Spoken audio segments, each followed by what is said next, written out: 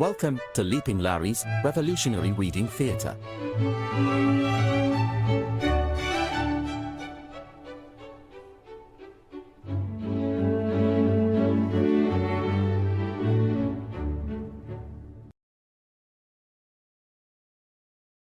Okay, so today we are reading more from a book that we've been working on, Counter-Revolution of 1776 by Gearld Horne. This is going to be a little bit of a longer chapter to read. So hopefully it's enjoyable and we all get something from it, I hope. And then yeah, we'll see. This might be one of the. We'll see. We'll have to see. This might be one of the last books we do. I don't know. It depends. I got to try and figure out our number situation somehow. I'll figure that out though. I'll figure it out. So we got chapter 3 we're on today. Revolt Africans conspire with the French and the Spanish.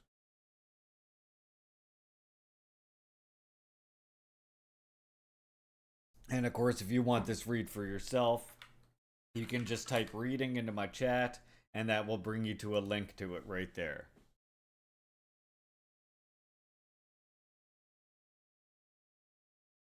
I hear you, Kay. It's just, it takes a. The thing with reading, it's like I not only just have to read the book, but I pre read it before I read it all to you. So I'm essentially reading these books twice because I would just, my mouth would make a mess of trying to read this if I hadn't read this like previously. So I do a fresh read of it just before I read it again on stream, and then I come on and I read it on stream for everybody. It's a lot of time and a lot of work.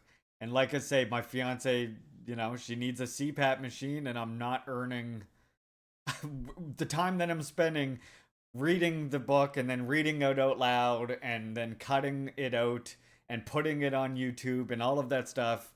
I could be fixing a car and helping her afford a CPAP machine, Unfortunately. And even now, right now, while I'm starting to read, I can see my numbers dropping. So, it's unfortunate, but it's a thing. And I do feel bad if that lets anybody down, but she really needs a CPAP machine. And I mean, I gotta sustain our family as much as I can. We picked up my mother's bills, and that's led to all kinds of complications for us. Anyway, I digress. I will stop boring you now with the personal details of my lives, and I will read this to you now. I get it. I'm seriously thinking about going back to school to possibly go to work at a preschool. Yeah, okay, and it's not that I don't love doing it. I do.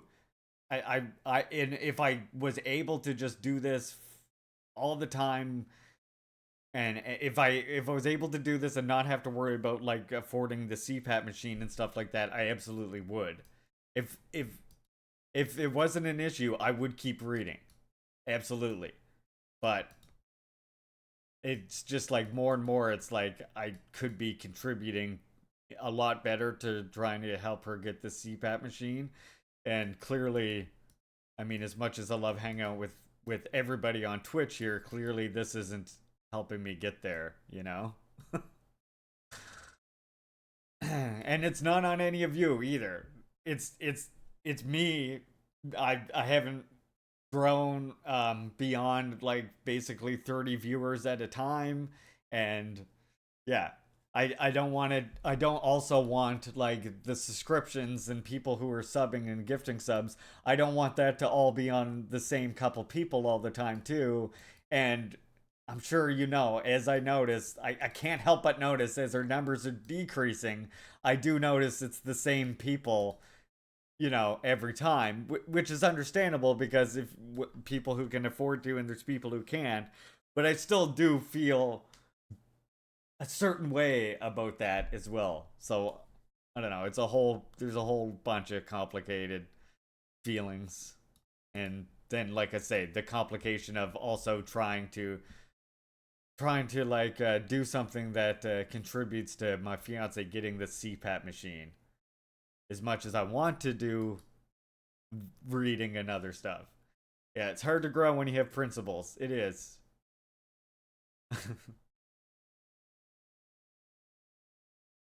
Anyway, I'll stop boring you with my personal details now, and I'll just do the read, like I'm sure you're all waiting for. Revolt. Africans conspire with the French and Spanish. Early in the morning of a moonlit day, on the 6th of April, 1712, fires also illuminated the sky in lower Manhattan. See, if I didn't read this beforehand, like if I didn't read this whole chapter last night before doing this read now, I would never be able to get the proper inflections and stuff, you know? So I never could go to switch and do it off the cuff either, which is the other thing. What had happened was that a few dozen determined Africans, armed with guns, hatchets, knives, and other purloined weapons, gathered in an orchard at the rear of a house in the city's East Ward, burst into an outhouse, set ablaze that building, and then ambushed the settlers who rushed to extinguish the fire.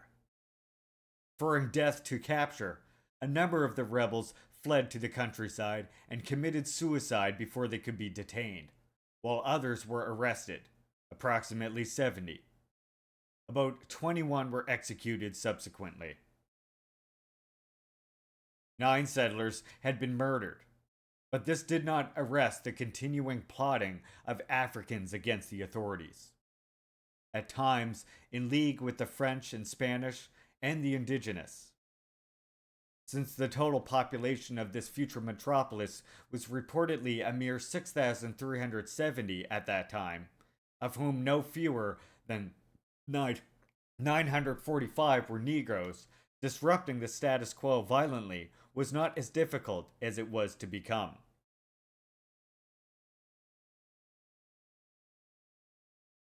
The message, delivered with a thump to colonists, was that it did not require an African majority, for example, in Jamaica, or a good deal of the Caribbean, for this dark skinned population to wreak havoc. The great trek to the mainland from the islands had not brought a safe refuge from the burning rage of Africans. Perhaps, if danger could have been contained on Manhattan, there would be lesser reason to worry. But subsequent events were to show that the reforms of the slave trade, while delivering more African labor designed to propel the mainland economy, also had delivered perils in a broad swath of territory stretching from Massachusetts to Carolina. London then had to determine if the model of development involving mass enslavement of Africans was viable, though this piercing thought had yet to penetrate the consciousness of most settlers.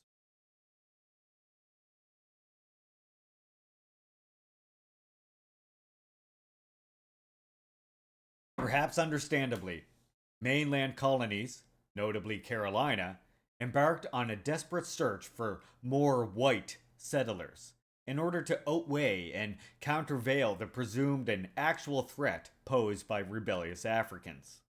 However, the ill defined nature of whiteness could easily allow for the infiltration of putative or actual foes of London from Madrid and Paris, not to mention Dublin and Glasgow. Besides, who would want to accept a colonial assignment that could easily lead to butchering at the hands of Africans or the indigenous or both? Inducements had to be offered, emoluments, and that eventuated in a purported democratic republic that further clipped the wings of the monarchy in 1776. These benefits were an appropriate sequel to the reforms of the slave trade, which too had weakened the crown, that had delivered a bounty of free labor to the mainland, serving to enrich some of those who had been simple commoners in Britain. Yet, Contrary to subsequent generations of U.S. patriots, the rights offered to settlers hardly formed a template that could be extended easily to Africans, precisely because thwarting Africans was at the heart of this offering.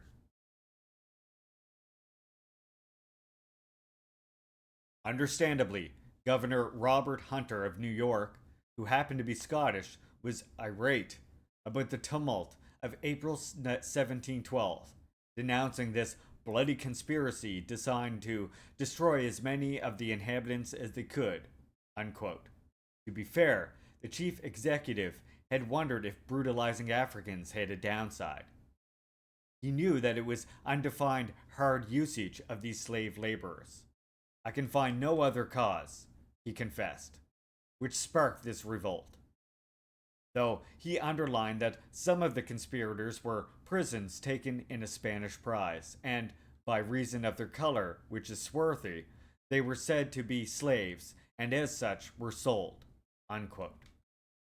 But this rough, racist injustice, which came to characterize these colonies and their successor states, probably swept within its ambit those who did not carry this disfavored status, that was slavery, and they revolted accordingly. Such crude practices could only further inflame men of color under Madrid's rule, who played a key role in the military in this empire, to despise London and the colonies even more.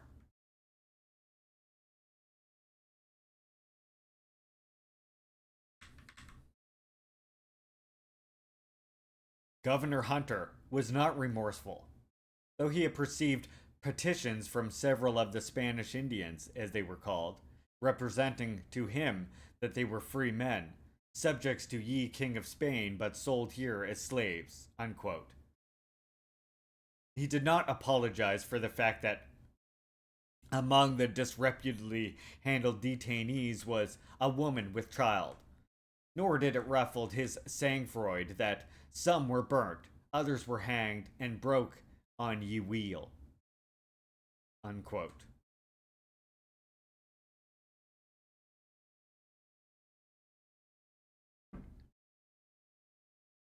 Others sought to draw the appropriate lessons, as in Pennsylvania, where policymakers resorted to a kind of tariff war to curb the importation of the human commodity that had proven to be quite dangerous. But this only created further problems, which irritated merchants and employers generally forced to stare down suddenly expensive European workers. And since Africans were simply diverted to next door New Jersey, it was unclear if this quasi abolitionist tactic, designed as a life saving measure, was as practical as it appeared. Other colonial lawmakers sought to assuage both sides by discriminating in their exports in favor of Africans against those with roots in the riotous Caribbean. But the 1713 granting of the Asiento to London intended to undermine the nervous policy, as allowing British merchants to entrance to the slave markets in the Caribbean served to create a larger market for slaves that could easily be diverted to the mainland by smuggling or otherwise. There had been attempts in New York to lay duties on these African imports, but, as was evident, this had not solved the problem of their unruliness. Nonetheless, post 1712, this tariff war continued, and in 1716, yet another tax was placed on this troublesome import. As things turned out, this measure was just as ineffectual as limiting the presence of Africans in similar measures for preventing and suppressing the conspiracy and insurrection of Negroes and other slaves, wherein barring this disturbing eventuality. For simultaneously in Massachusetts, not that far away, others were pressing for easing tariffs on imported Africans.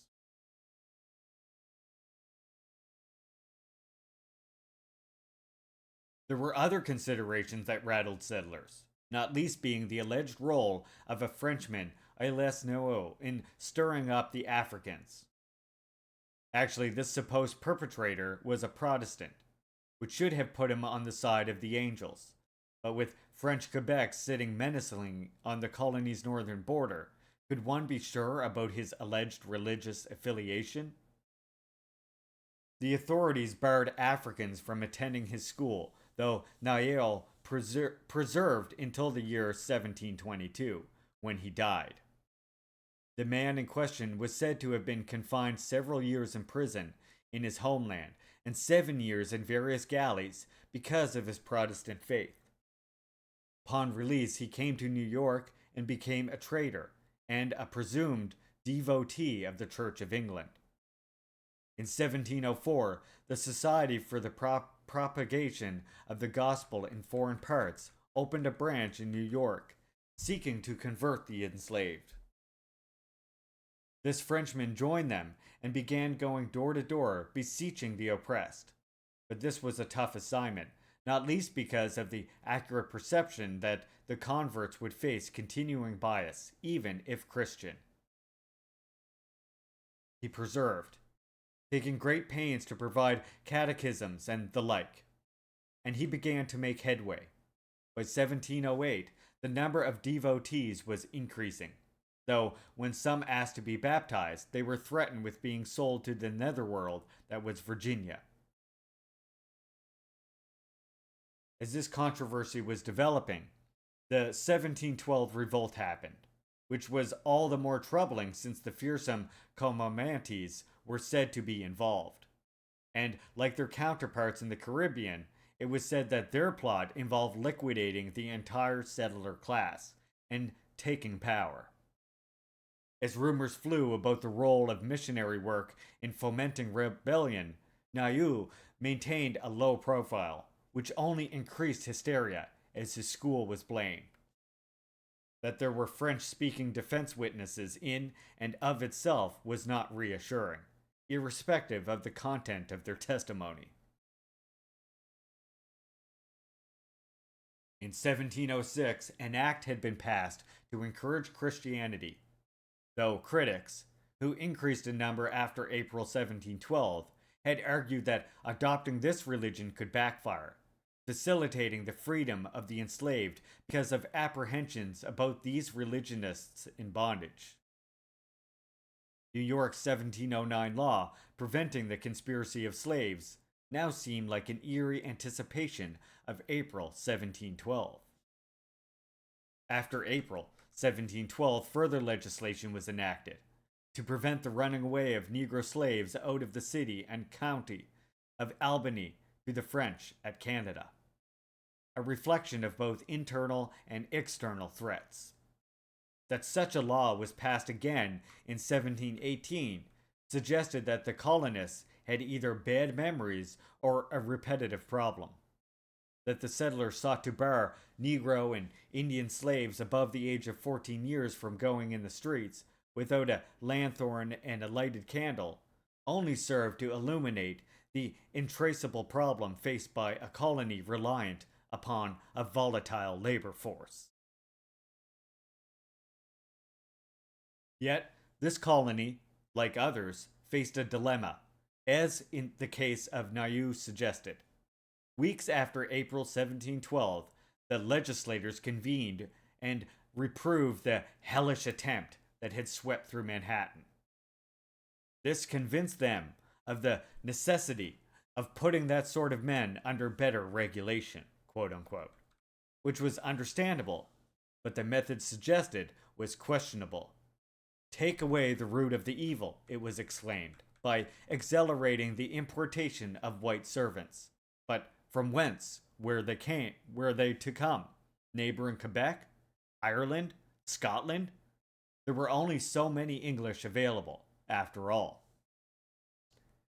Besides, New York was not the only colony seeking whites, who were also in demand in the Caribbean. Jamaica, not least, for similar reasons. And would not the frantic scurrying for more whites simply allow Paris and Madrid to deposit their nationals in Manhattan and create more turmoil? Had they forgotten so soon the presumed lesson of the presence of Niu? And with the demand for whites skyrocketing, would not that mean offering this favored group more benefits? For example, land taken abruptly by indigenes, which could only spell more conflict? The problem faced by colonists, particularly as the Africans learned the English language, a skill often useful in their arduous labor, was that it became harder to quarantine them and keep troubling news about Quebec and the indigenous away from their eager ears. Nor was it simple to keep the disturbing news of April 1712 away from other Africans on the mainland, particularly given New York's role as a busy port. It did not appear that officials in usually placid New Hampshire in 1714 blamed a rash of great disorders, insolences, and burglaries, said to be committed in the nighttime by Indian, Negro, and mulatto servants and slaves, on the fiery events of 1712, though it would have been understandable if they had.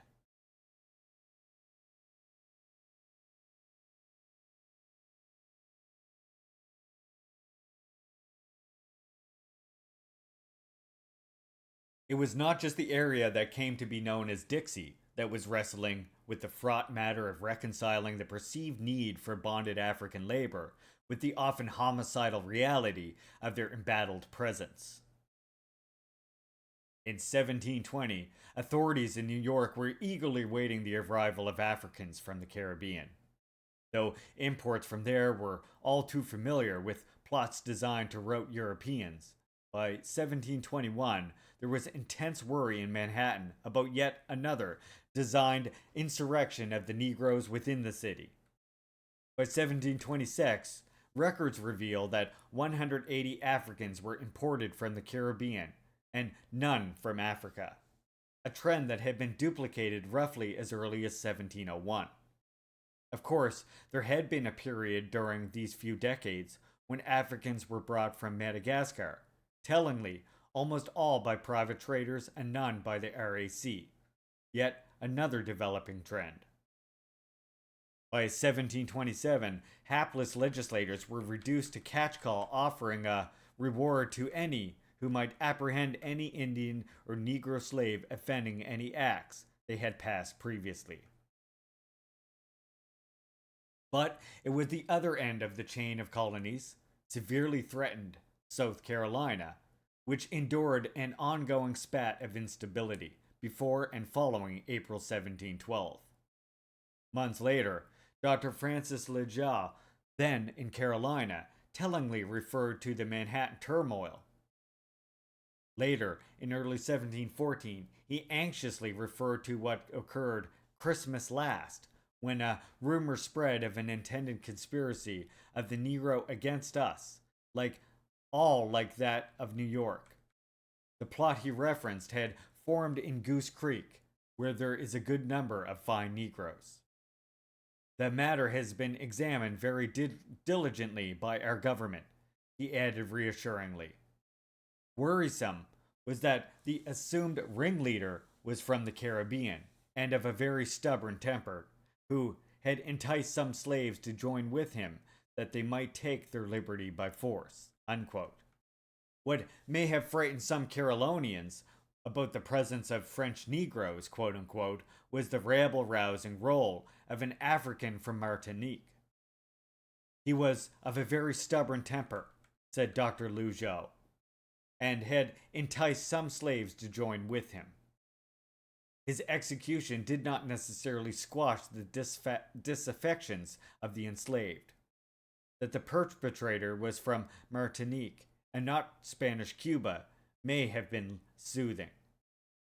Less assuring was the Zylig-like presence of Lejeune, yet another French-born Anglican, not unlike Niel, who had just happened to be at the scene of this simmering volcano. Lejeune actually had arrived there in 1706. That he spoke 6 languages suggests his ability to assay diverse communities. Still, he was in accord with sordid settler sentiment as ricocheted through the centuries. as he estimated disdainfully that the Africans he encountered were generally very bad men, chiefly those that were scholars. Unquote. In retrospect, it is easy to infer that the Africans arriving in droves in the mainland colonies were bringing with them the recruish instability that threatened the viability of the entire colonial project as they served to embolden the indigenous and the Catholic powers alike. As early as 1698, the crucial year that witnessed reforms of the slave trade, colonial officials in the city that became Charleston expressed alarm at the number of Africans arriving in town and urged counterbalancing with the arrival of more Europeans. But once more, the problem was from whence would they come? Suggestive of the complex problem faced by settlers was the point that in 1706, an African brought news of the landing of invading Spaniards. Yet the colonists would have been justified in suspecting that this news was a trickery feint designed to distract their attentive disastrously, or even that the African was a double agent of the invaders. Actually, Madrid's men, dispatched from St. Augustine, were joined by those of Paris, dispatched from the Caribbean, all destined for the Carolina coast, in a sizable fleet that included hundreds of men, including considerable numbers of Africans and indigenous. Slave trade reforms were successful, quote unquote, in delivering more chained laborers, but this did not seem to arrest growing anxieties among settlers. A year before the Manhattan Uprising, the governor of South Carolina spoke with halting anxiety about the great quantities of Negroes that are daily brought to the colony, and just as important, the small number of whites that come among us. One result of this imbalance was how insolent and mischievous the Negroes have become. His worst prognostication was corroborated when an African named Sebastian and a band of Hardys raided plantations, burning and plundering as they moved along.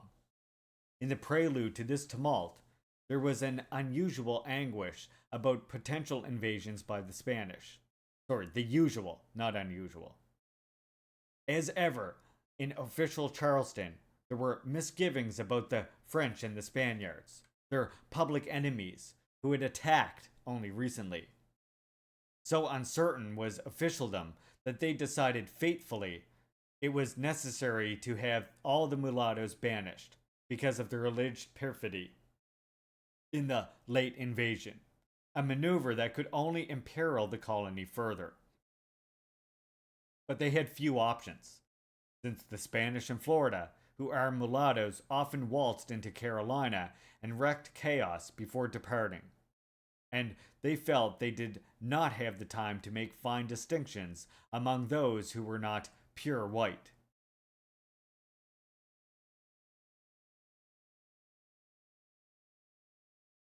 Balefully acknowledging the horns of the dilemma on which they were hoisted, defenders of Carolina slaveholders in 1712 put forward a bill that, in its preamble, recognized the importance of bonded African labor, but lamented that these workers were barbarous, wild, and savage, which meant extensive measures to restrain the disorders, rapines, and inhumanity to which they were naturally prone and inclined. Thus, perversely, anticipating the import of their vaunted Bill of Rights, amending their sacred constitution after the overthrow of British rule, it was ordered that, quote, every owner and overseer must have his Negro house searched every 114 days for runaway slaves and mischievous weapons. No requirement for a warrant by a magistrate was mentioned.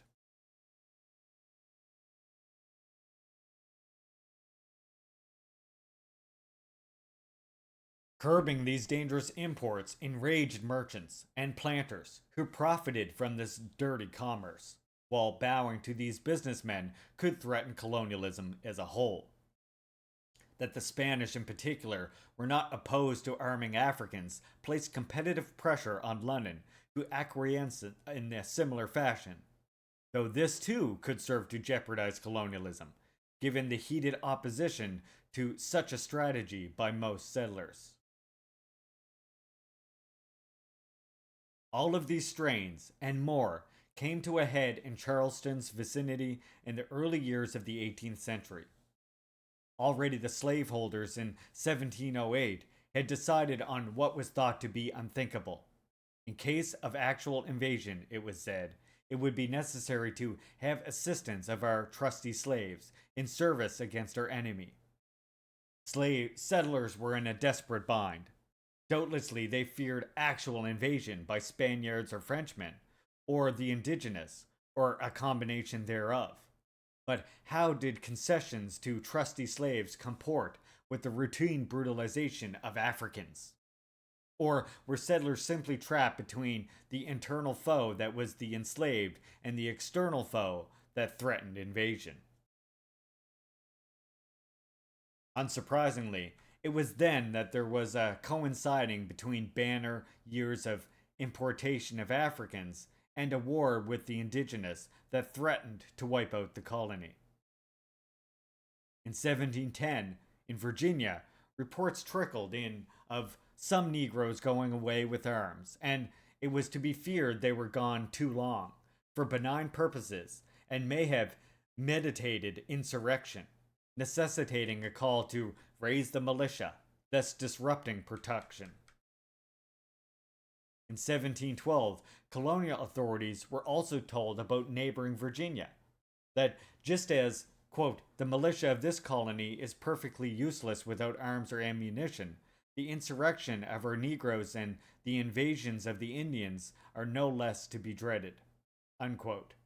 Actually, as frightening was the former, it may have been outstripped by the latter. It was. I can tell you from hearing our own oral histories, it was. They were more scared of natives than other Europeans, by far. In 1715, the so-called Yamasee War erupted in South Carolina. This mass uprising of the indigenous could have led to the elimination of the entire settlement. Settlers may have then agreed that both African and indigenous uprisings are similarly frightening.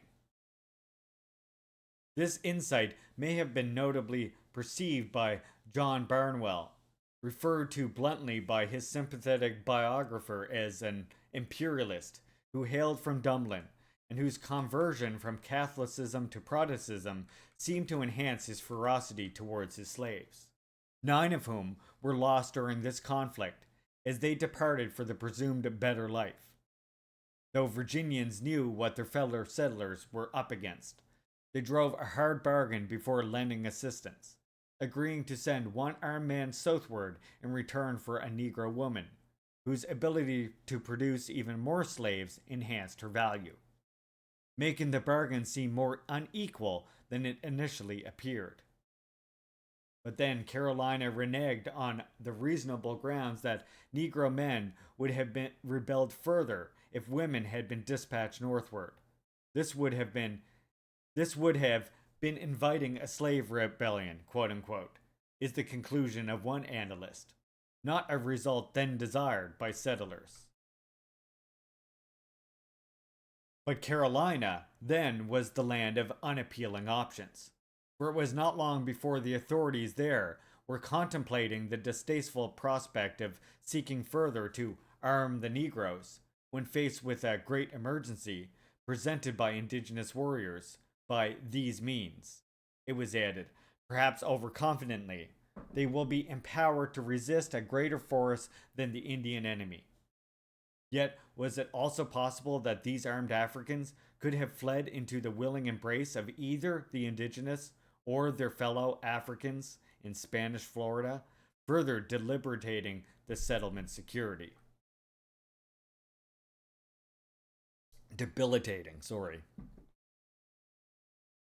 See, if I didn't read this beforehand, every word would be like that.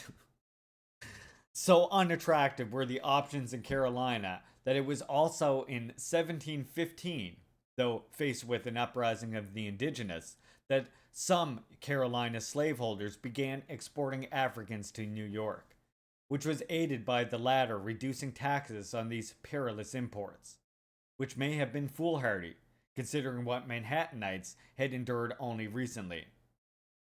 On the other hand, getting rid of troublesome property made sense, though reducing the labor supply did not. Yet the colonists, as best they could, were grappling with an incompliant problem: how to exploit the labor of Africans shamelessly, but not to the point where they would rise as one and destroy them all.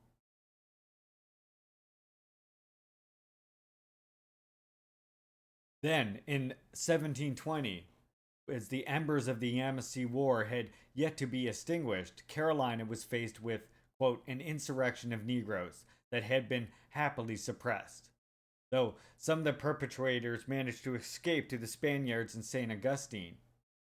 Not unconnected was the frightful reality that, of late years, the number of Negroes has much increased in proportion to that of white people in Carolina. The number of white men being computed at no more than from 1,500 to 2,000, and their Negroes at 14 or 15,000. Odds that were not enticing.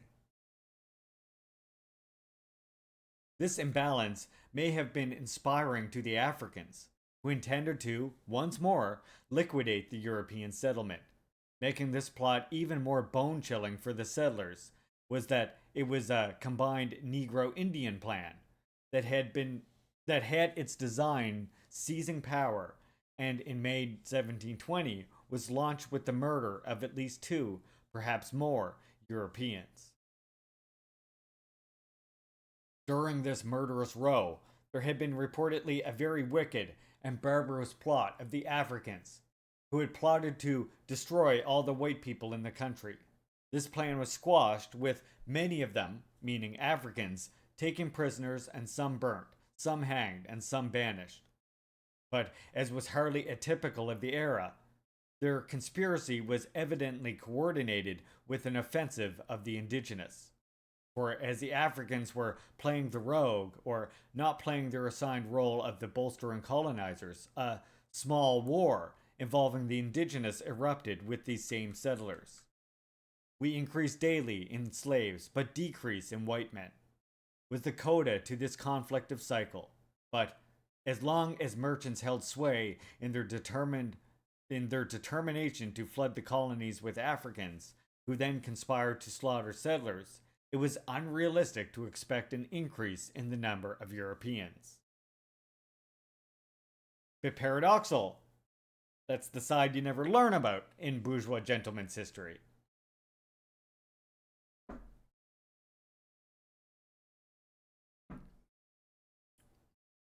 The whole province was in danger of being massacred by their own slaves. It was reported mournfully, though the failure to succeed did not quench the militant thirst for freedom of the Africans. For in 1721, the monarch in London was informed that the Africans again had come close to nearly succeeding in a new revolution, which would probably have been attended by the utter expiration of all your Majesty's subjects in this province. There was a number of extermination plots, one in 1728 and yet another in 1730, which almost came to pass. According to one spectator on the scene, there was a conspiracy among their Negro slaves to have murdered in one night every white man in the province, to have taken such of the white women as they killed. The Negroes in each family should murder all the white men of the family they belonged to. But still, Africans kept arriving in Charleston as if someone had a death wish. Actually, it was deeper than that. The perceived need for slave labor camps was so profound, and the profits from them were so mind-boggling, that local elites felt they had little choice but to run the risk of mass murder. Thus, by 1734, it was estimated that the number of Africans in the province was about 22,000, about 3 times the number of European inhabitants. With settlers well aware of events due to with settlers well aware of events due west in French-influenced territory and at the Quebec border, there was a constant apprehension that agents of Paris would instigate insurrection in Carolina. Cried the colonial governor in 1729, quote, "Nothing is so much wanted in Carolina as white inhabitants." Though his definition of this racial category probably did not include French or even Irish Catholics, who could easily have exploited his fierce racist desire. Thus, a few years later, in adjacent North Carolina, the governor was disconsolate about the perceived deaths of supplies of Africans from the continent itself, leaving his charges with the necessity to buy the refuse, refractory, and distempered from other governments.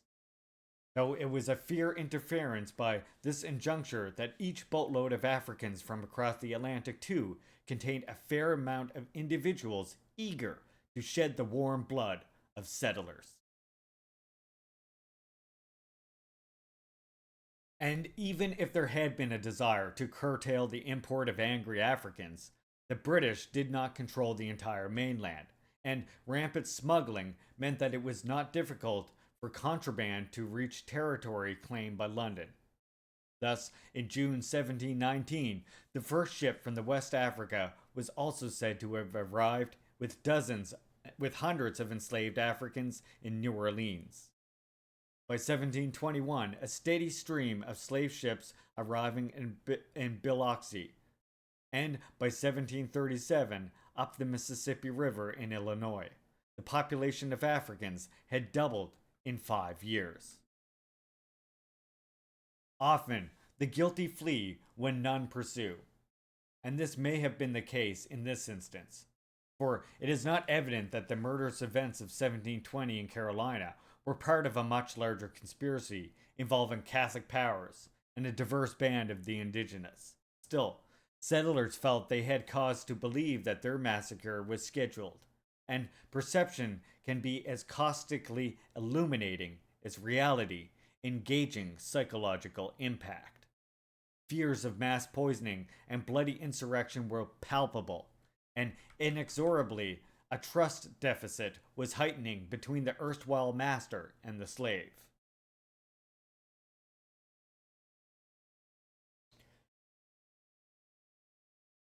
Africans continued to make their way to St. Augustine, where the possibility of devising successfully gruesome plots was not unlikely. Soon, Spanish emissaries were on the ground in Carolina, presumably for diplomatic and commercial reasons, though colonists there suspected their motives were malignant. For by the 1730s, Africans had become the most stalwart component in the militia in Florida, and were supposedly being compensated handsomely for Carolina scalps. The dilemma faced by Carolina colonizers was glimpsed when, during the same time, evidence emerged that they had shifted from focus on the external threat coming from Florida to the internal one presented by Africans. Though the fact was there were two trending toward though the fact was the two were trending toward merger. This shift became, according to one perceptive analyst, perhaps the strongest. Oh my god. Oh my god. What was I on? I clicked something very bad just now.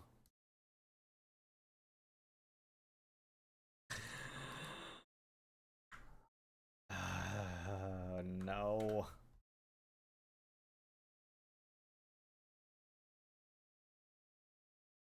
Yeah, I clicked the dang footnote link. God damn it. I was down further.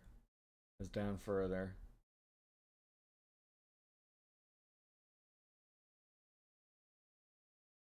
Here, I'm getting closer.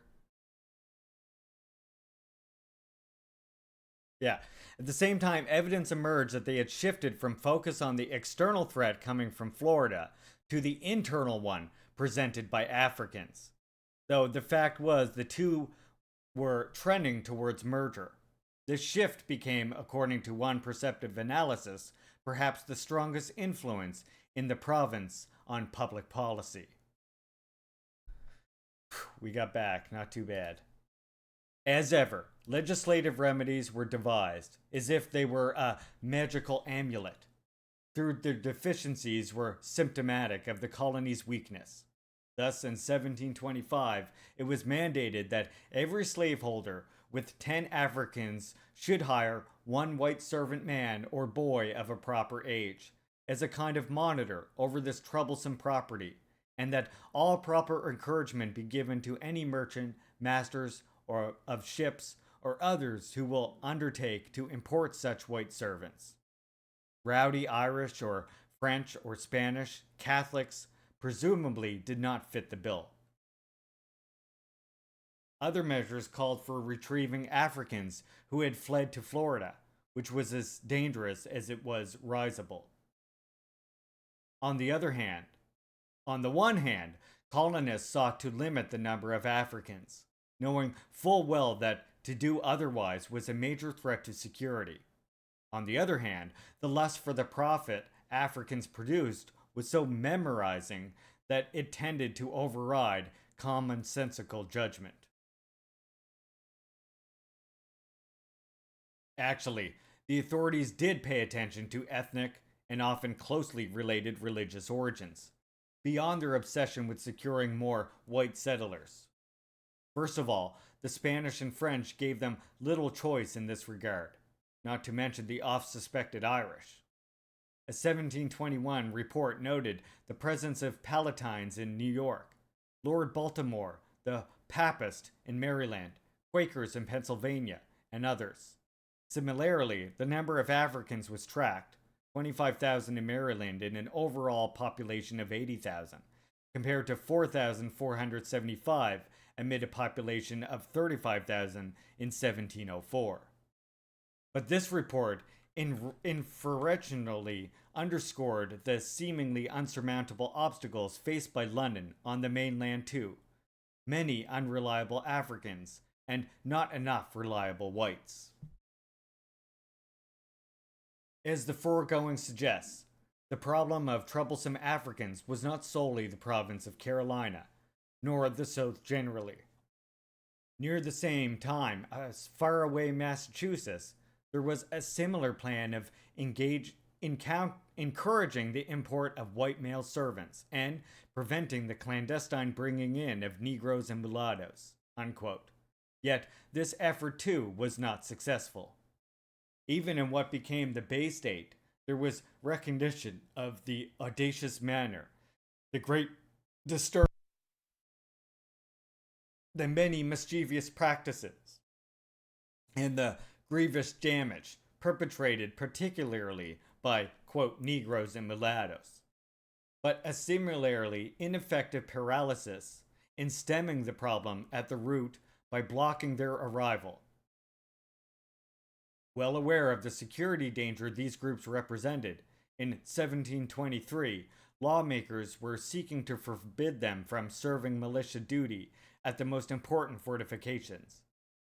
Understandably so, for it was reported in late 1724 that Boston had been hit by an arson epidemic, and it was likewise well known that these villainies were carried on by Negro servants. The issue of including Africans in the militia, when they were perceived widely and correctly as a threat to settlements, was indicative of the hard dilemmas faced by the colonists.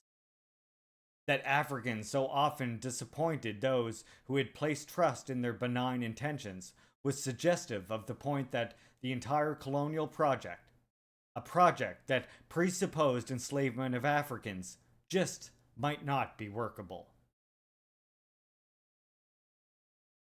But Boston, like Charleston, faced inventive indigenous and European foes too, which provided few options beyond having to rely on Negro labor for oneness duties.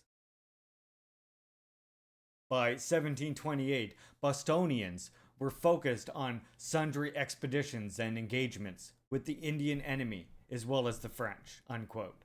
And the not unrelated matter of taxes on the importation of Negroes and to encourage the importation of white servants. Unquote.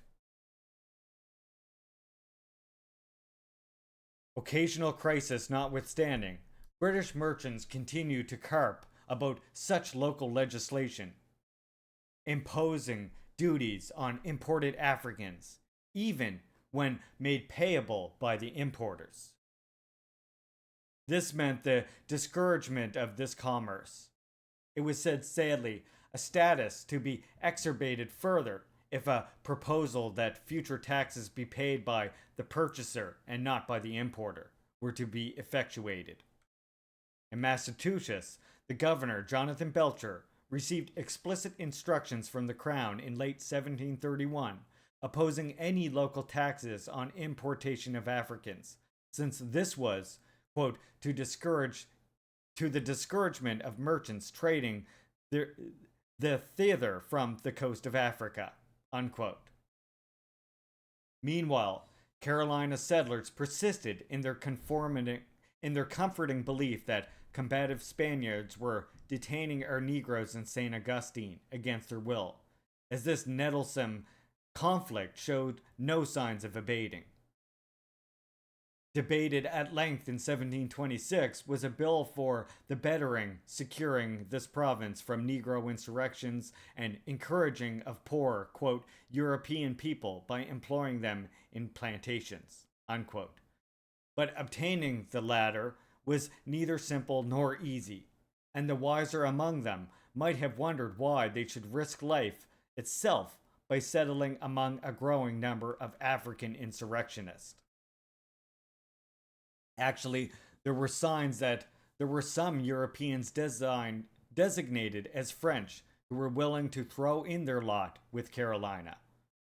But the arrival of what may have been well-placed spies exemplified why this powerful category of whiteness was problematic, and, even today, hardly interrogated relentlessly for fears of the dangers it carried.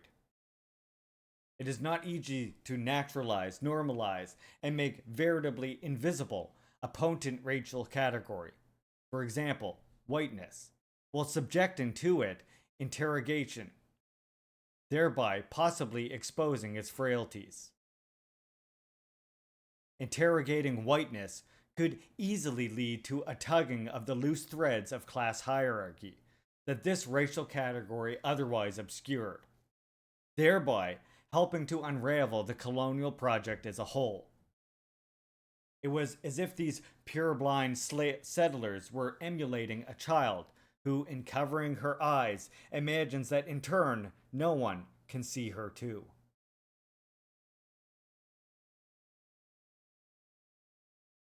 Thus, in Carolina, there was a noticeable skepticism about the presence of French Negroes, even when slaves, as they were associated with ill consequences, as if they were agents directed from Paris.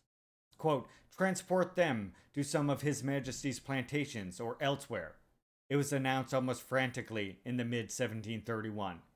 Carolina may have heard of the extraordinary militancy by Africans that was rocking French Louisiana, led by a remarkable man of Bambara descent, known simply as Samba.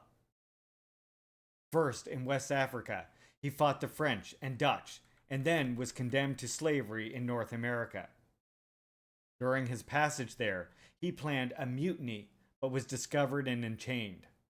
As a slave on the mainland, he became valuable as a multilingual interpreter and commander of Africans deployed by colonists, before leading yet another conspiracy of the enslaved in Louisiana that, he was reported to have said, included, quote, a design for the Africans to rid themselves of all the French at once, by making themselves masters of the capital, unquote, while expropriating all the property of the French. Despite this danger, the settlers felt compelled to continue to maintain a Negro militia. Carolinians may have also heard of what occurred in Natchez in 1729, when the calamitous revolt of Africans and the indigenous occurred. About 250 settlers were massacred, and others carried into captivity in one of the most dramatic episodes in mainland history.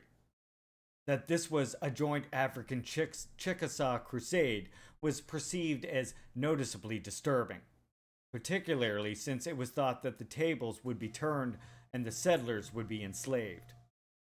This was followed by a similar conspiracy that was uncovered in New Orleans in 1731, which, like its counterparts in the East, aimed at eliminating every trace of the settlers. Perhaps a dozen Africans were executed as a result, including at least one woman, with the number broken on the wheel. In this same period, a shipboard insurrection took place on a vessel destined for New Orleans, with a group of nearly 300 Africans coming within a whisper of triumphing, halted only by indiscriminate slaughter by the crew, who murdered 45 of their cargo and wounded 47 more. With leaders hung unceremoniously, the relieved captain quickly sold the remainder in Hispaniola, rather than spend more time on board with them on the way to New Orleans. In 1730, a British traveler in the Caribbean informed a friend in London about going on in the St. Vincent that provided a disturbing pattern for those who were involved in the subjugation of Africans. For there, Africans, due to their skill in subversion, were treated like free people by the French. The French go there and trade and admit the Negroes to trade here and in their other islands, and treat them everywhere with such justice, favor, and complaisance that they have entirely won their hearts, unquote. This was a dangerous compliment to the progress the French made in Hispaniola. Ultimately, London was forced to move closer to the praxis of Madrid and Paris as it pertained to Africans. But this understandable reform clashed sharply with the model of development on the mainland, which presupposed despotic enslavement of Africans.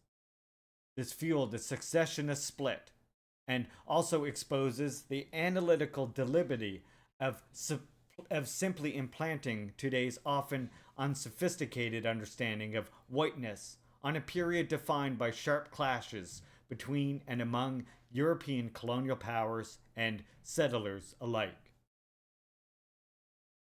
In short, there was cause to be suspicious of Africans who carried the label French.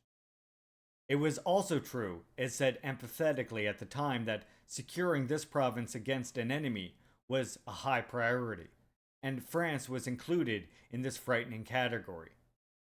Though why Africans with French provenance should be likewise included was reflective of an ongoing insecurity, when even the enemy of one's enemy could not be trusted.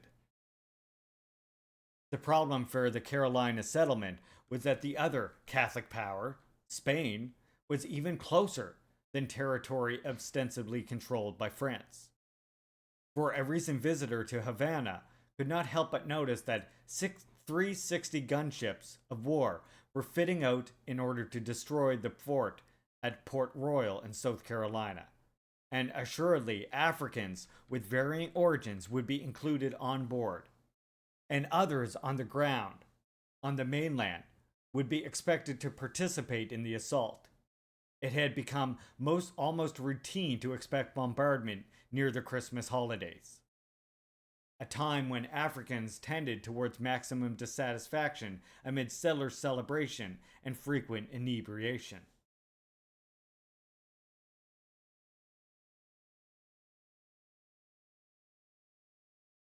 Colonizers may have had reason to think there was a spreading pandemic.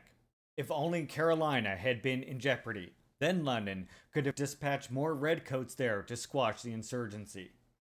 But surviving the Yamasee War did not mean all of the mainland settlers could now breathe easily.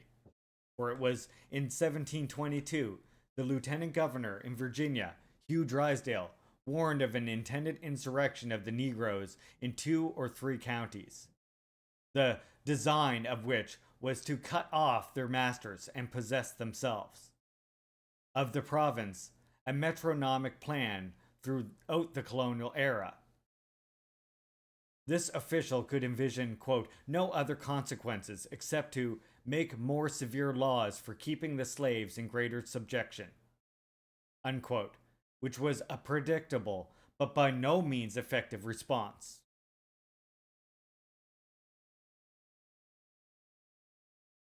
As ever, the authorities responded with legislation, as if passing a bill could chemically make danger disappear.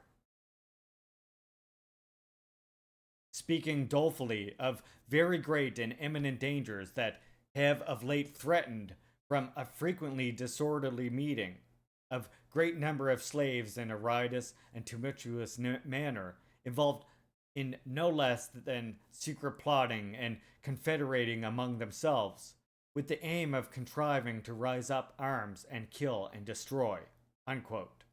So, surviving alleged perpetrations were to be sent as punishment to Jamaica and Barbados, though it was not clear what this might mean for the health of the overall colonial project. A great trek had been made by European settlers to the mainland to escape rebellious Africans in the Caribbean, and now rebellious Africans were being shipped to the Caribbean.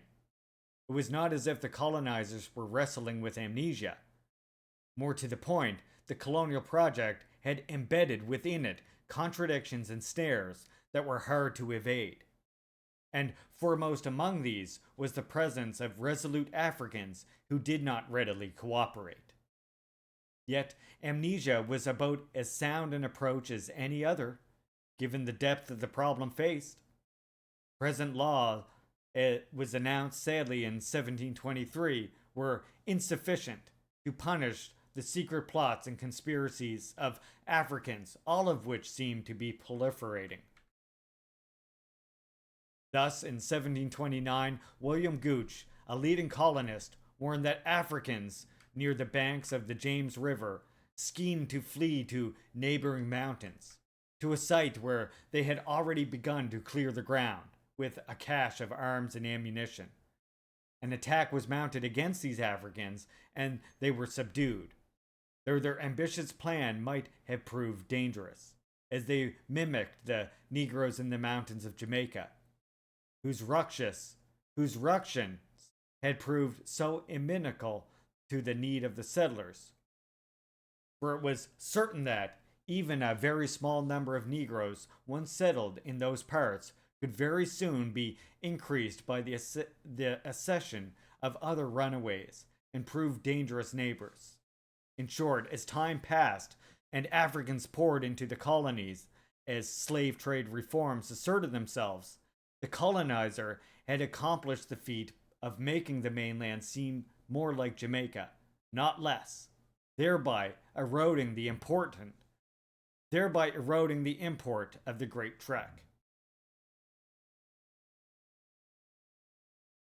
Then in 1730, an insurrection of the enslaved state. Then in 1730, an insurrection of the enslaved was slated for a different part of Virginia. Hundreds gathered in Norfolk and Princess Anne counties, in a military formation that included officers to command them, with many managing to escape through the Great Dismal Swamp after their plot was foiled. The latter site suggested the possibility of capacious maroon encampment rivaling, if not surpassing, its counterpart in Jamaica. These Africans, it was reported, had the boldness to assemble on a Sunday while the people were at church, unquote, as the occasion to launch their intended insurrection. Thus, it was now ordered that every man should bring his arms to church on Sunday and holidays, lest they should be seized by the slaves in their absence. Then, in 1731, somehow, a number of Africans, via loose discourse, according to a leading official, had thought that His Majesty had mandated that all among them who were Christians should be freed, but the order was suppressed, quote unquote, by the nefarious settlers, whom the enslaved perpetually suspected of for varied reasons. Slaveholders felt this was just another excuse sufficient to incite them to rebellion, leading to the severe whipping of the most suspected, in turn leading to further insurrectionary plans. The repetitive nature of these alarms had occasioned a good deal of fatigue to the militia, and some loss in their crops, wailed Lieutenant Governor William Gooch. Actually, the plans of the Africans may have been far more reaching than even the worst case scenario envisioned, for at the same time, Virginia authorities were forwarding to London a box full of roots and barks that would cure the most inveterate venereal disease, and that had been a secret in the hand of a Negro. Praise was lavish, since only mankind will be the better for his knowledge. Typically, in the process of being appropriated without compensation, unacknowledged was that African knowledge of roots and barks also proved useful in the numerous poisoning plants that arose in the coming years. Let me fill up my water. One sec.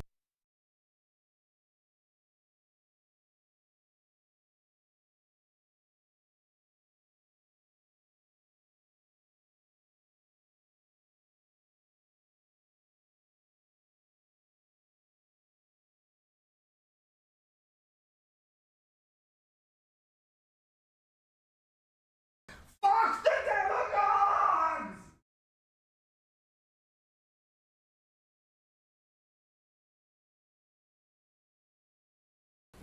The revolution that feeds the children gets my support.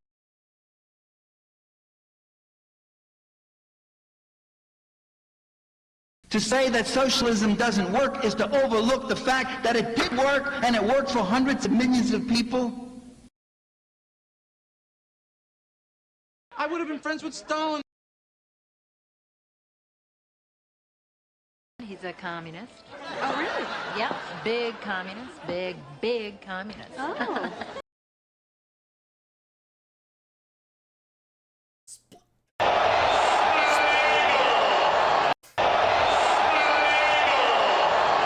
Hell yeah.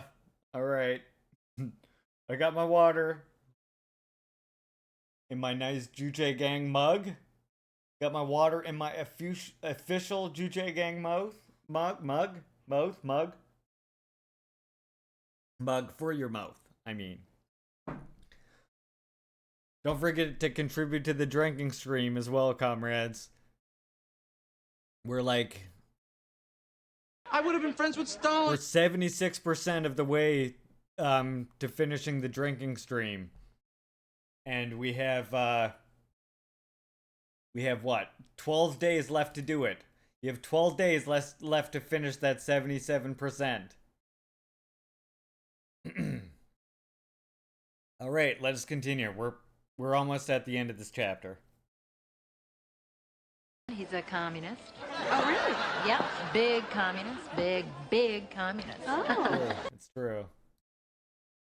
That Africans in Virginia were being compared to their counterparts in Jamaica was inherently intimidating. For it was in this island of turmoil that contemporaneously the Duke of Newcastle was told that rebellious Negroes, if aided by Paris or Madrid, might easily make themselves mastered of all they surveyed, which was not out of the question, since these Africans were said, quote, to keep constant correspondence with ye Spaniards in Cuba. The proliferating fear that Africans, perhaps in league with the indigenous or French or Spaniards, perhaps by themselves, could rise up, liquidate settlements, and take over was an animating fear during this era of tumult. And the idea that London would backslide on this fraught matter, or worse, aid such a plot, paved the way for the 1776 revolt. Earlier, the authorities had sought the repeated remedies of tariffs on imported Africans to restrain their growing presence, but the profits were so immense in this hateful commerce that the methods of smuggling so well honed that it seemed foolhardy to even try to curb their arrival. For example, no British warships patrolled the Delaware River in the 1720s, and thus smuggling and piracy were frequent, including the clandestine arrival of Africans. In fact, these Africans in Virginia were producing so much tobacco that there was apprehension about the toxic effect of a glut on the market. Africans swaggering and swashbuckling disregard for the life and limb of their would-be masters was no better illustrated than at the source, Africa itself. Like revolts on the mainland, revolts in Africa appear too to be increasing in the wake of slave trade reforms that increased the number of enchained Africans. Problem here was that more than mainland revolts, bloodshed at the source of supply tended to implicate more directly colonizers in New England and merchants in Bristol and Liverpool. This served to deepen fear and resentment of Africans, a deadly development for the enslaved on the mainland. Shipboard insurrections were becoming more common. It was in early 1731 that a captain in Africa was surprised by his captives, and all his crew but 3 were killed. Months later, another captain, this time in Guyana, was murdered by Africans. In another tense episode, both a vessel and cargo were seized in Gambia, as the crew came under fire by angry Africans. A fiery battle that lasted for hours on end. The reach of these incidents soared far beyond the Caribbean and the southern mainland, as it was a captain in Boston who was warmly bluntly that, for your own safety, there must be a needful guard over your slaves, and put not too much confidence in the women nor children, lest they happen to be instrumental to you being surprised, which may be fatal. It was also in 1731 that the captain of a Massachusetts slave ship and his crew were slain by would-be slaves off the coast of Africa, which was followed by a similar assault near what is now Sierra Leone.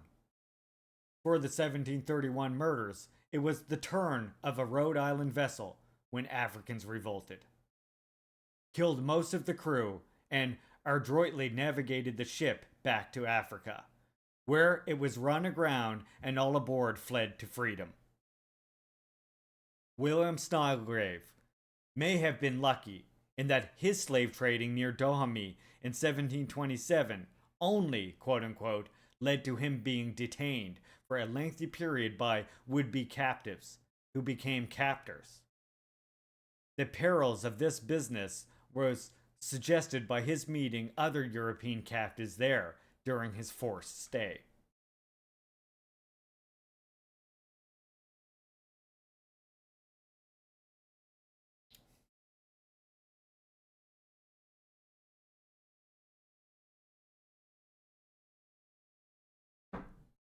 But the colonists were like sailors. Hey Barry, welcome in, comrade. We're just finishing up this last part of this chapter of Gearld Horne. Haven't seen you in a while, comrade. Great to see you in here. We missed you, Barry. Everybody tell Barry they missed Barry. Okay, well, I've got like 7 pages of this Gearld Horne book left to read, or the Gearld Horne chapter left to read. So I'll just finish up this chapter real quickly here.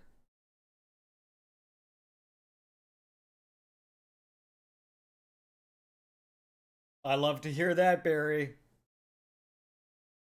But the colonists were like sailors, bailing water from a leaky vessel.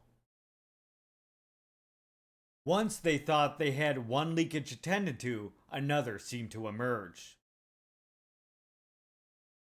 Virginia settlers were sufficiently perceptive to realize that the growing number of Africans in their midst was a real peril. The RAC objected to taxes on its products, and the planters too, as was their wont, desired to have ever cheaper Africans. These tariffs, it was said, were so great a burthen upon trade that it amounted to a prohibition, while others objected stridently to this reasoning, posing as the defenders of the poorer planters. The merchants of Bristol argued that such taxes would mean the ruin of these tobacco farmers and other agriculturists who had yet to climb the greasy pole of success and eminence. An instruction was sent to Virginia, quote, not to pass any act that might affect the trade or shipping of Great Britain, unquote.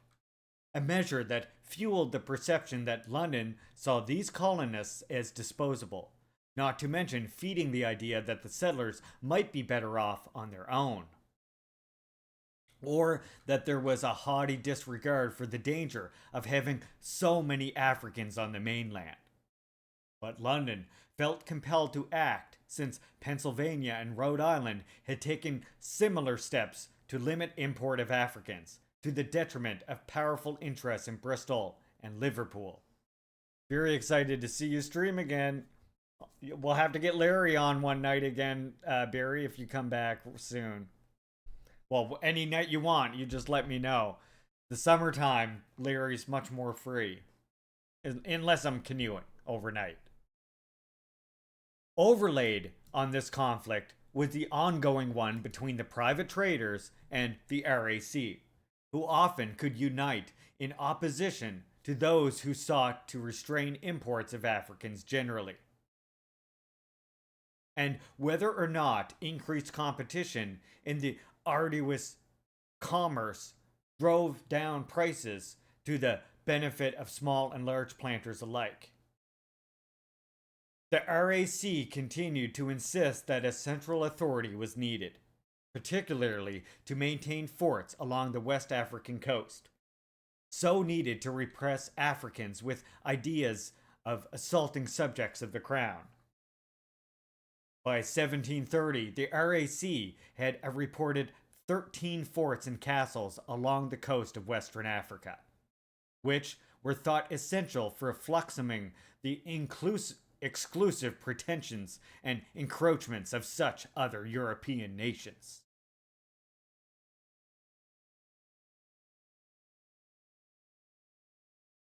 We missed you, Barry.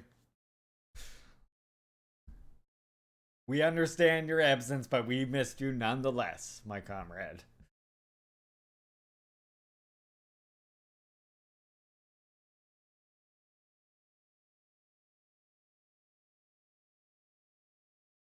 Yet for years now, private traders had been profiting from the protection of these forts, without contributing anything to their upkeep, said a RAC spokesman. This was harming the coffers of the RAC, with untold consequence for the crown. Should not this burden be shared? And for who's concerned about independency, pretensions of mainland colonists? Were they not simply snuckering the crown by evading expense for forts, while benefiting from the arrival of enslaved Africans? And did it make sense in the long term for the affluent to profit from government outlays without contributing meaningfully to the government coffers? These were questions the crown was having, you see.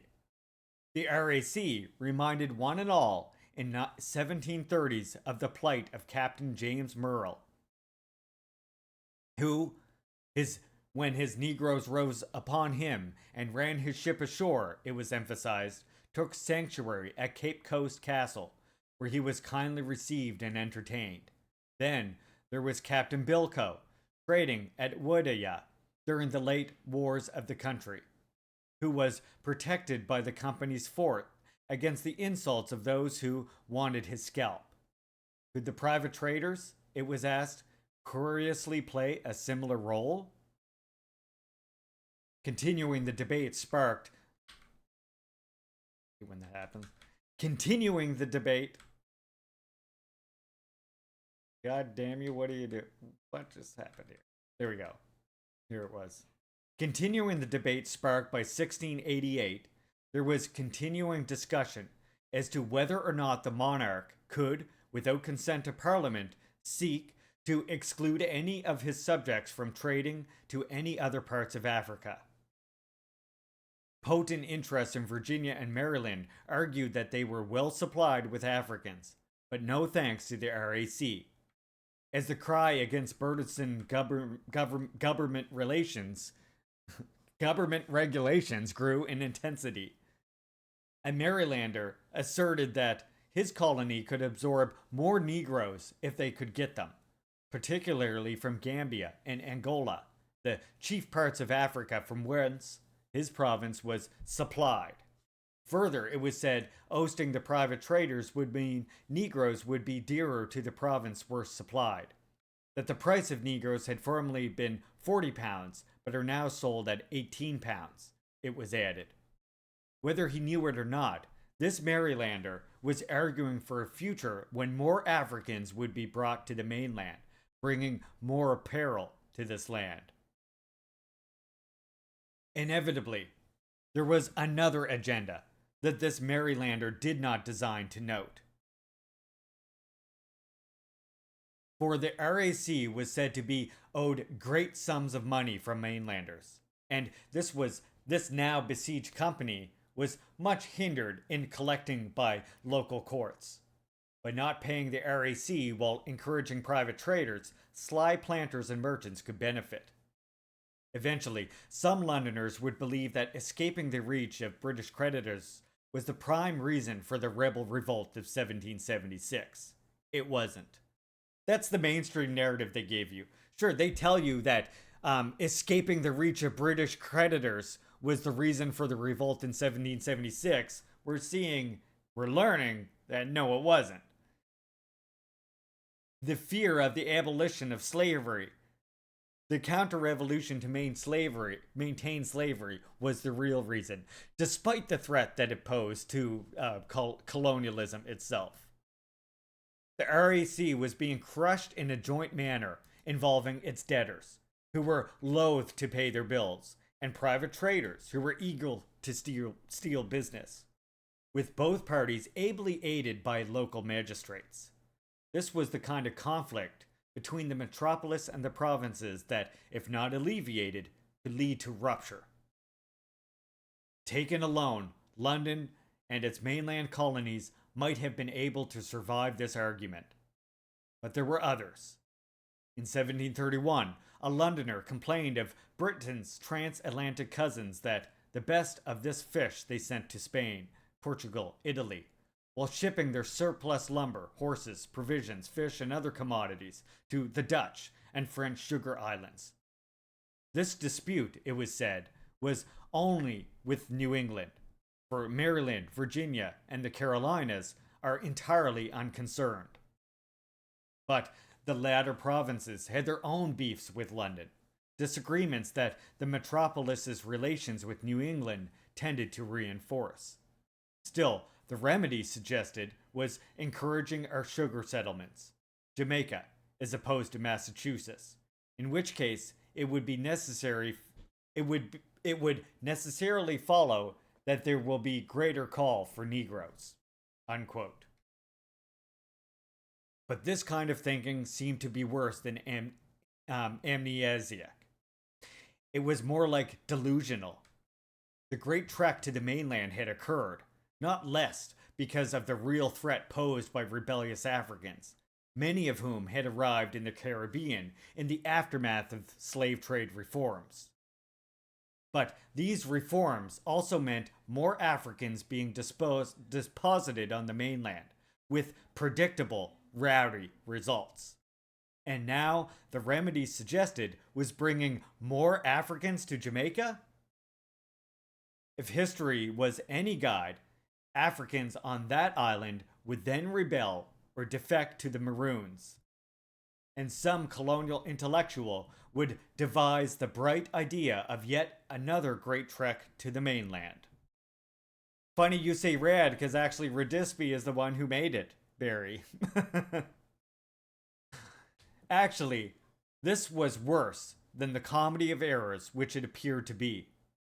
Increasingly, New England was perceived as being an adjunct of French Hispaniola, not the British Isles, which was incomparable with the basic tenets of colonialism. London might have well asked who was in charge, as its colonies traded with those with which it was warring. These disreputable colonists were even accused of sharing intelligence with our enemies, to the great prejudice and hazard of the British plantations. But profit tended to trump patriotism in the relation between province and metropolis. Some colonists were playing a dangerous game in consorting with Paris and Madrid, when these two powers conceivably could destroy British mainland settlements and, instead, build their own colonies there instead.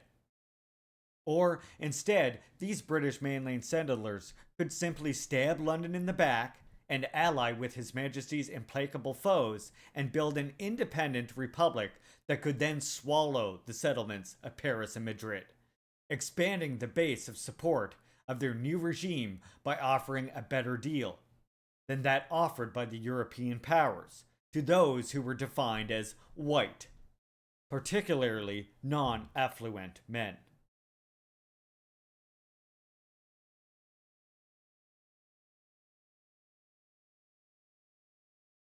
Did I sing it or read it? I sing it. As London surveyed the colonial scene, it was not hard to spot ever stiffer challenges emerging, not only from its traditional competitors in Paris and Madrid, but increasingly from its own erstwhile colonies on the mainland. Private traders from there were challenging the RAC likewise. Ultimately, and ironically, London provided the rationale and wherewithal for the massive mainland loss by eliminating Paris and Madrid as threats to its colonies during the 1756-1763 war. London pressed on, however, as the logic of colonial conquest seemingly provided no exit strategy. The RAC did not retreat in the face of this challenge. The African slave trade, it was argued, in a public declaration in 1720, was one of the most beneficial to this nation, as the beleaguered African continent also produced gold, ivory, beeswax, gums, dyeing, and fine woods, for which we exchanged great quantities of our woolen linen, iron, pewter, and copper. All this without exporting any money. For, above all, the said coast produced great quantities of Negro servants or slaves. It was stressed that, quote, the preservation and improvement of the British colonies and plantations in America depend on the preservation of the trade to Africa, which should be carefully preserved and protected, unquote. A goal best protected and maintained with coherent, cohesive, and united policy in the face of unyielding French challenge, and not the kind of anarchy said to be brought by private traders. There was a ferocious commercial war between the RAC and its private trader competitors, with the complaint emerging that this was causing a precipitous drop in prices of Africans, to the detriment of certain moneyed interests. The RAC was accused of not fulfilling contracts for delivery to Jamaica, making planting problematic at best. In turn, private traders were accused of a dearth of patriotism by supposedly threatening to deliver Africans not to Jamaica, but to Spanish interests unless their prices were met. London had a problem. British subjects were profiting handsomely from the tidal wave of Africans that was coursing across the Atlantic to the mainland. But at the same time, slave labor was boosting the productive forces of these colonies to the point where these once rustic provinces were becoming fordable challengers to the metropolis, setting the stage for a lunge towards independence. Okay, Barry, we missed you. Glad to see you stop by, comrade. Hope to see more of you.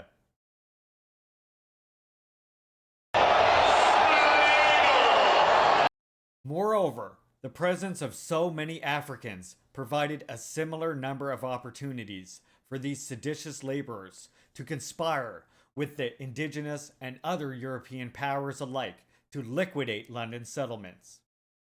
In early 1732, the former matter arose in Parliament. Its legislators noted that cheap fur, notably in New England, New York, New Jersey, meant entrepreneurs there were supplying hats and caps throughout the colonies and were also exporting these products to Spain and the West Indies, despite ever strident protests, quote unquote, from London. Damn, this is a long chapter. Just as slavery forced Carolina to construct better roads and ferries, if only to foil rebellion, the slave trade was unabashedly the mainstay for the New England shipping industry, as well as the industries that fed this octopus. This in turn fed the productive forces as a whole of this region, driving conflict with London. But there was another conflict deeply embedded in that which bedeviled the colonies and the metropolis. In Maryland, in 1729, lambasted were, quote, several petite treasons and cruel and horrid murders, executed by Africans. These cruelties by them, it was said, occurred because they have no sense of shame, unquote. And London was commanded to allow ever more heinous punishments, for example, to have the right hand cut off, to be hanged in the usual manner, the head severed from the body divided into 4 quarters, and the head and quarters set up in the most public places of the country, unquote. Official London, reclining in the cosseted parlors, or so it was thought, was insufficiently alert to the danger presented by the presence of so many rebellious Africans, and this perceived insensitivity to peril also contributed to the 1776 revolt. There seemed to be a race to the bottom by settlers, a competition to ascertain who could devise the most ghoulish penalties for Africans. At that point, connecting the presence of so many uproarious Africans to slave trade reforms, which would boost the mainland economy, was not a priority item for discussion. Instead, it was thought that simple survival meant reprising Africans by any means necessary. In Virginia, in 1733, settler revulsion at conspiracies and insurrections among Africans meant revising insufficient quote-unquote punishments, leading to some being subjected to one ear nailed to a pillory and there to stand for the space of 1 hour, and then the said ear to be cut off, and thereafter the other ear nailed in like manner and then cut off. All this for providing false testimony. 39 lashes, well laid on, quote unquote, were also recommended, while slaveholders were to be fined for acquiescing to meetings of 5 Negroes or slaves, while settlers found at such meetings were to be fined or whipped. This was one of the most encyclopedic bills in the entire era of colonial slavery on the mainland. Slave revolts followed by ghastly punishments, fomenting more revolts with increasing intensity. Destructive competition between the RAC and private traders, providing leverage to African leaders, slave traders flooding fragile settlements with Africans, thereby jeopardizing their existence. New England colonies undermining the mother country while fortifying European foes. Continuous plotting by the indigenous, Paris and Madrid alike. London had reason to reevaluate its colonial project in the first few decades of the 18th century and even pursue a different model of development. It was in this context that Georgia was born, as a firewall protecting the exposed flank of the Carolinas while challenging Spanish Florida and even Cuba, all of which could change the political and economic calculus in the hemisphere, not least in New England. That it was designed to develop without pesky and insurrectionist Africans only increased its attractiveness. And there you have it. That is Chapter 3 of Gearld Horne's Counter-Revolution 1776.